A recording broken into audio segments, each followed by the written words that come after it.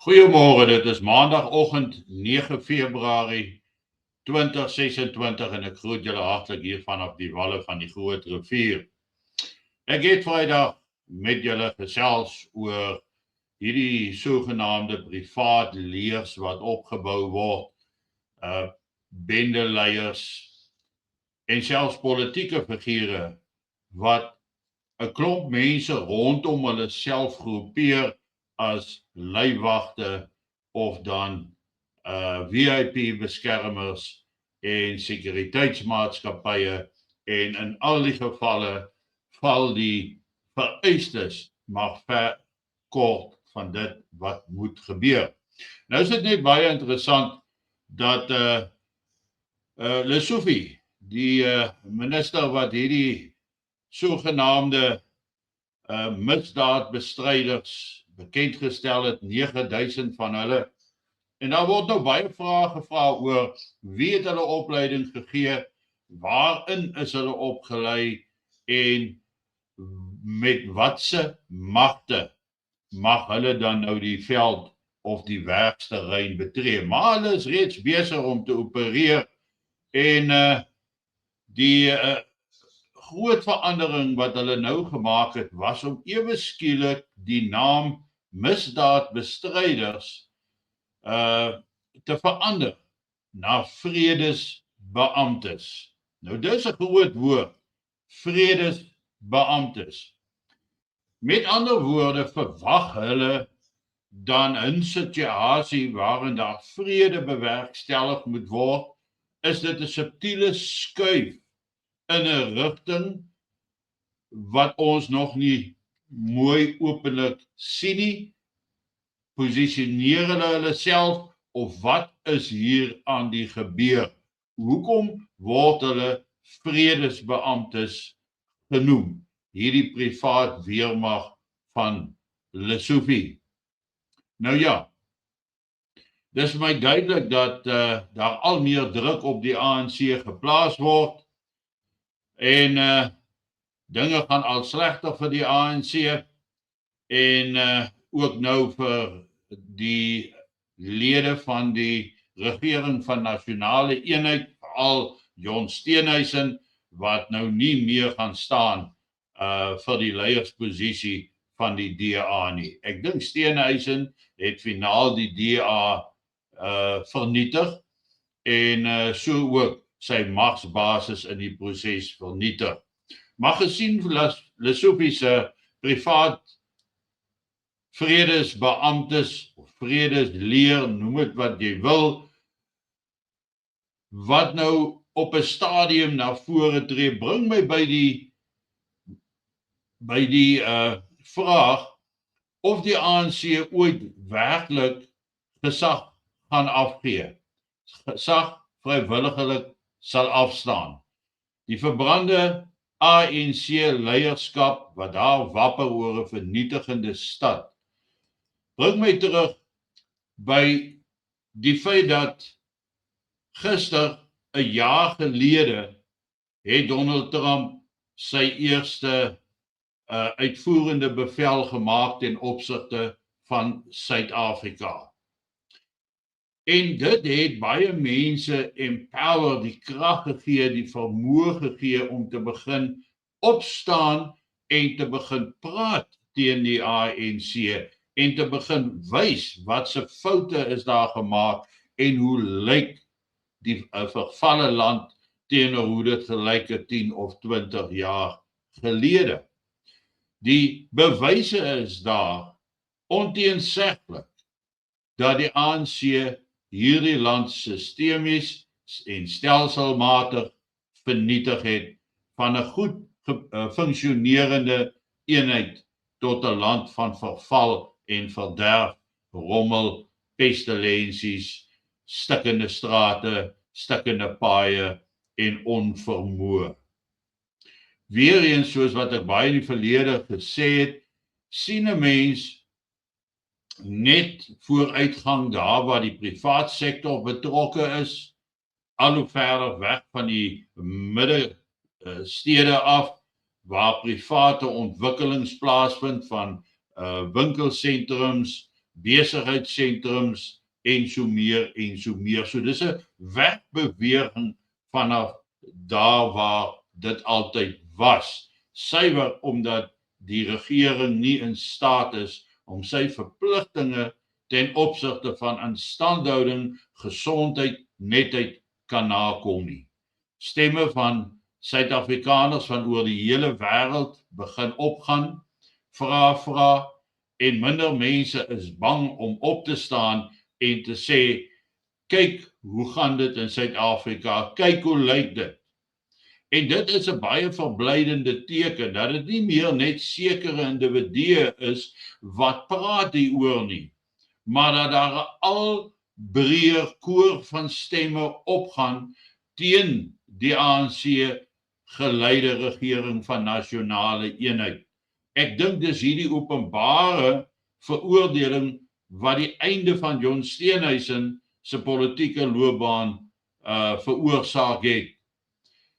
Dit is ook hierdie stemme wat opgaan wat die einde van die ANC se heerskappy inlei. Die vraag wat ons moet vra is, gaan hulle vrywilliglik, indien hulle sou verloor in 'n verkiesing, gaan hulle vrywilliglik hulle mag afstaan of nie?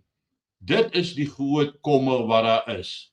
En is hierdie tipe van privaat leers wat opgebou word, nie juis net nog 'n middel om die polisie en die weermag of aan te vul, of indien daardie partye nie bereid is om saam te gaan om 'n autoritaire stelsel daar te stel waar die ANC vir ewig regeer, ten spyte van die feit dat hulle so swak regeer, is dit nie maar net nog middels om monde en stemme toe te maak nie. Ons weet van wetgewing wat deurkom, wat dit amper onmoontlik gaan maak om die ANC te kritiseer of die regering te kritiseer, wat dan kan lei tot tronkstraf en ek weet nie wat alles nie. So hoe meer en meer stemme nou begin opgaan, hoe beter is dit vir diegene wat praat, want as dit net 'n paar is, dan gaan hulle vinnig bymekaar gemaak word en aangekla word en waarskynlik toegesluit word. Maar hoe meer stemme daar is, hoe moeiliker is dit om te ignoreer. Hoe moeiliker is dit vir die wêreld om te ignoreer wat is die werklike situasie in Suid-Afrika. So elkeen wat vandag na hierdie boodskap van my luister, behoort hulle stemme te begin lig. Nou ek moet sê, ek sien baie meer mense nou sê presies wat hulle dink, hoe hulle voel op veral Facebook, op X en ook ander platforms. En dit is broodnoodsaaklik heiliglik. 'n Mens moet hierdie boodskap, en dis amper asof daar weerstand opgebou word teen die ANC regering, maar dat hierdie agente van weerstand, dat hulle moet gehelp word om hulle stemme nog verder en wyer te versprei. En maar dit is baie verblydend oor wat in Suid-Afrika aan die gebeur is. Ons sien 'n weerstand aan die ontwikkeling of aan die ontwikkel in Suid-Afrika teen hierdie patetiese regering en in groot dankbaarheid teenoor Donald Trump en sy administrasie wat die lig vir die eerste keer in 140 jaar op die lot van die Afrikaner laat skyn het. En dit is wat die mense mag gee, hoop gee en die wil gee en die besef dat ons kan as ons wil. Maar die tyd om te kies is nou daar. Dis nie nou die tyd om te wonder of jy aan die liberale kant wil sit en of jy aan die behoudende kant wil sit nie. Dis nie nou meer tyd daarvoor.